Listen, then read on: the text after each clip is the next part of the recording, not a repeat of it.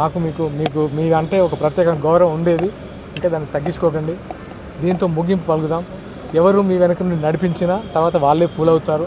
ఎందుకంటే మీరు ఎలా అంటే అలా, జనసేన ఎలా ఉంటుందంటే మీరు ఇంత పోరాటం చేద్దామంటే ఇంత ఉంటుంది, ఇంత అంటే అంత. ఎందుకంటే అంత ఇక్కడ ఊరికే ఏదో బిర్యానీ బీరు ప్యాకెట్ల కోసం రాలే.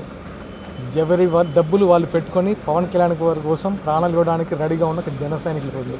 సంపత్ నాయక్ మాటలపైన మీరు ఏమంటారు? అంటే ఖండించడం కోసం ప్రెస్ మీట్ పెట్టి మీరు కూడా అట్లాంటి వల్గర్గా మాట్లాడడం, అరే అని మాట్లాడము, ముసలోడు అంటే మీరు ఏదైతే ఆ వల్గర్ లాంగ్వేజ్ ఉపయోగించిందో అన్నటువంటి వాటిని ఖండించడం కోసం పెట్టినటువంటి ప్రెస్ మీట్లో మీరు పెట్టిందే అది. దానికోసం మళ్ళీ మీ జననాయకులు మీ జననాయక నేతలు సైతం కూడా ఈ విధమైనటువంటి వ్యాఖ్యలు ఏంటి? నేను చెప్తున్నా తమ్ముడు, వల్గర్గా మాట్లాడదాం అనుకుంటా నేను ముగింపించాను కదా. నేను వల్గర్గా మాట్లాడను, ఆ భాష నాకు రాదు. కానీ ఒక్కొక్కరి భావ ప్రకటన ఒక్కొక్కలా ఉంటుంది. సో దానికి నేను మనస్ఫూర్తిగా మీ అందరితో చెప్పాను. ఒక్కొక్కరి భావ ప్రకటన ఏమైనా తప్పు దొరికితే వాళ్ళకి క్షమాపణ చెప్పాలి. కానీ నేను మా జనసేన వ్యాప్తంగా తప్పు దొరికితే క్షమాపణ చెప్పడం రెడీగా ఉంటాను. ఇక్కడ నుంచి చెప్పాను కదా, మీరందరూ part of our life.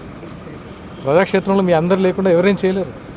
So ఏదైనా ఉంటే మీరు కొంచెం అందరూ సర్దిద్దుకొని ముందుకెళ్దాం తప్ప బాహాబాహి అంటే మనం ఎవరికి టార్చ్ బేరర్ కాలేము. సో దయచేసి ఏమన్నా అసౌకర్యంగా ఉంటే మీరు అందరూ క్షమించండి.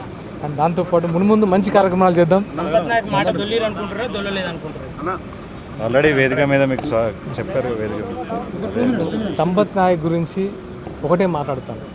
ప్రొఫెసర్ నాగేష్ పాషం యాదగిరి గారి గురించి ఆయన మాటలు ఒక జర్నలిస్ట్గా కాకుండా మాట్లాడితే అది వేరేలా ఉంటుంది. ఆయన దొర్లింది కాబట్టి ఆయన దొర్లాడని చెప్తున్నాడు. సో దాన్ని మనం ఏ రకంగా తీసుకుందాం అంటే పెంచుకుంటూ పోతే పెరుగుతుంది. సో ఈరోజు దాన్ని ముగింపిద్దాం. దయచేసి ఒక తెలంగాణ వ్యక్తిగా నిన్న జరిగిన రౌండ్ టేబుల్ సమావేశం ఆంధ్ర పెత్తందారి వ్యవస్థ ఇంకా తెలంగాణ పైన దోపిడీ చేస్తుందనే ఉద్దేశంతో రౌండ్ టేబుల్ సమావేశం పెట్టడం జరిగింది. ఆ హీట్ ఆఫ్ ద మూమెంట్లో సరే మీరు చెప్పిన విధంగా అక్కడక్కడ మాటలు దొరవచ్చు. ఒక తెలంగాణ వ్యక్తిగా, తెలంగాణ బిడ్డగా మీరేం చెప్తారు? ఆంధ్ర పెత్తందారి వ్యవస్థ ఇంకా తెలంగాణ పైన ఆ అడుగు ఉంది అని అంటే ఏం చెప్తారు? డెఫినెట్గా నో అండి. ఏ రాష్ట్రంలో ఎవరి పెత్తనం ఉండదు.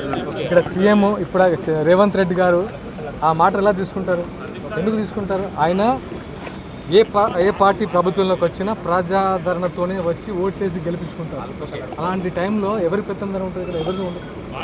సో దయచేసి అలాంటి ట్యాక్స్ పెట్టి, ఎందుకంటే ఇప్పుడు చాలామంది శాసనసభ్యులు కానివ్వండి, ఎమ్మెల్యేస్, ఎంపీస్ అందరూ ప్రజలు ఓట్లేసి గెలుస్తున్నారు. వాళ్ళు పాలిస్తారు. కానీ ఆంధ్ర పాలన ఎందుకు ఇక్కడ ఉంటుంది? ఈ రోజు ఎన్టీ రామారావు గారి స్టాచ్యూ తెలంగాణ గుండెకాయ హైదరాబాద్లో నిర్మించడానికి గల కారణాలు ఏంటి? ఓకే, మీరు అన్నది కరెక్టే. ఇంతకుముందు అదే టీఆర్ఎస్ హయాంలో చాలా ఎన్టీఆర్ విగ్రహాలు పెట్టారు. మరి అప్పుడు దాన్ని ఎలా తీసుకుంటారు? ఓకే. సో విగ్రహాలను తెచ్చిపెట్టడం వల్ల అంటే టీఆర్ఎస్ పెట్టినప్పుడు మీరు ఎవరు క్వశ్చన్ చేయలేదు. ఇప్పుడు ఒక విగ్రహం అమీర్పేటలో పెడితే క్వశ్చన్ చేస్తున్నారు. సో అది కాదు. మీరు అప్పుడు క్వశ్చన్ చేస్తున్నారు. ముఖ్యమంత్రి వస్తే ఇప్పుడు ఉమ్మడి ఆంధ్రప్రదేశ్ ముఖ్యమంత్రి మాట అన్నారని, జనసేన మీద నాయకుల మీద అన్నారని మీరందరూ స్పందించారు కదా. మరి ఇది ఆంధ్ర చెందిన ఛానళ్ళు మన ఆర్ఎస్ పవన్ కుమార్ కొడుకు మీద ఈ ఒక పోలు పెట్టడం కూడా జరిగింది. మరి అప్పుడు కూడా వ్యక్తితో అనడమే అంటారు కదా దాన్ని. అప్పుడు మీ జనసేన కానీ తెలంగాణ వాదులు కానీ మీరు ఎందుకు స్పందించాలి? ఏ విషయంలో పోలు పెట్టారు కదా? ఆర్ఎస్ పవన్ కుమార్ కొడుకు మంచోడా అని పోలు పెట్టారు. అప్పుడు తెలంగాణ వాదే కదా. ఆర్ఎస్ పవన్ కుమార్ కూడా ఒక తెలంగాణ చెందిన ఒక దళితుడు, మాజీ ఐపీఎస్. చెప్పనండి, మీరు అన్నది కరెక్టే కావచ్చు. ఎక్కడ రెస్పాండ్ అవ్వాలి అక్కడ రెస్పాండ్ అవ్వాలి. ఎందుకంటే ఒకవేళ బండి భగీరథ అనే వ్యక్తి లొంగిపోకపోతే మాకు కూడా సమయం ఇవ్వాలి. ఏం జరుగుతుంది అసలు? ఇప్పుడు జనసేన అనేది ఉటక్మని వచ్చేసి మీతో మాట్లాడితే కుదరదు. అక్కడ ఏం జరుగుతుంది?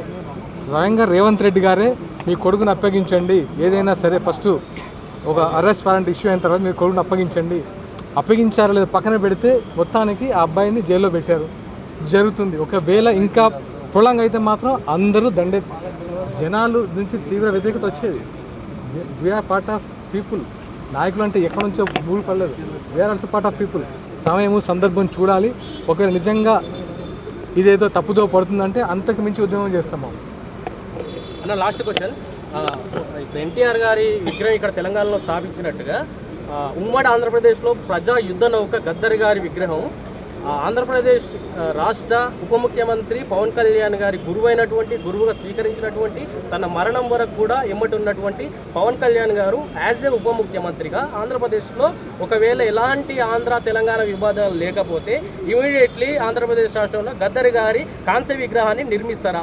ఈ దశగా ఏమైనా ప్రయత్నం చేస్తారా? లేవు అని నిరూపించడానికి. డెఫినెట్గా ఫ్యూచర్లో అది ఉండొచ్చు.